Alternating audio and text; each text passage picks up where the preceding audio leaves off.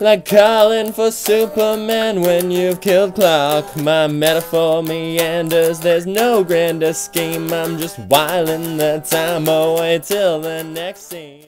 Regardless of your generation, if you are a gamer, you have likely been entrenched in your version of the so-called console war for at least 5 years or so. The war has been waged for decades, and until recently it has been waged through attrition. Step 1, pick your system and company. Step 2, insist on that system and company superiority over its competitors. Step 3, maintain that denial in the face of overwhelming evidence to the contrary regarding each system and company's strengths and weaknesses. This attitude was most commonly adopted as a coping mechanism for not being able to afford or otherwise procure multiple consoles and their games.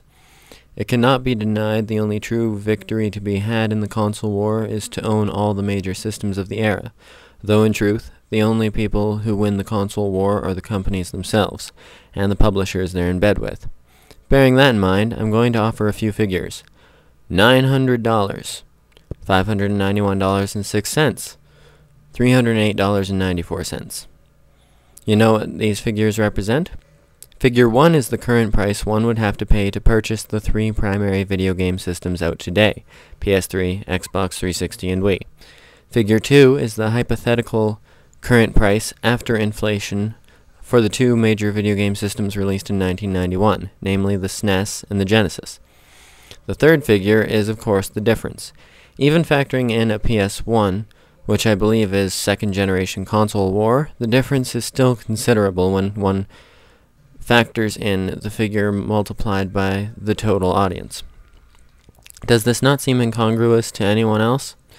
If we assume a normal economy in this model, then figure 2 is the absolute pinnacle of what we should have to pay to even out the manufacturing costs these monolithic corporations espouse. Why then are we, the consumers, shouldering the immense burden of inflated prices? The simple answer? They know we will pay.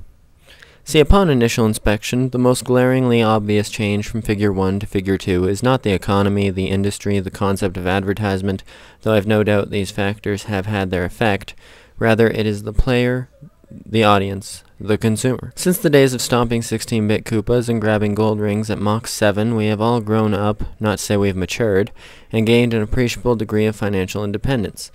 The gamers that were preteens, teens, and 20-somethings are now all in their 20s and 30s, and our hard-earned disposable income is by and large still chained to the immovable bedrock of our formative years.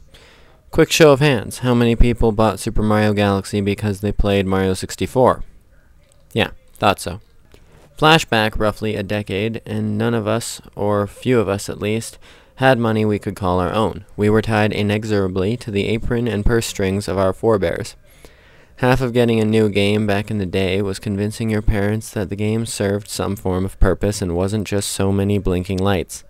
Parents, by and large in that generation, did not truly appreciate or comprehend what video games were. As such, they were far less inclined to pay ridiculous markups for systems and titles. So there you have it. I submit that the incremental increase in system prices has less to do with hardware and software capabilities and more to do with a fundamental shift in the target audience's ability to patronize them. After all, they've been patronizing us for decades, but then maybe that's just my ignoble opinion.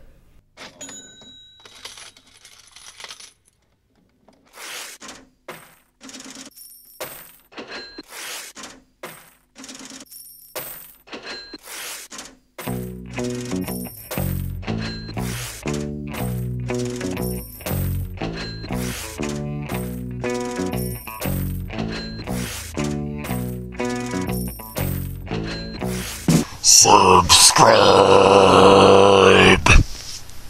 Thank you, Subscribosaur.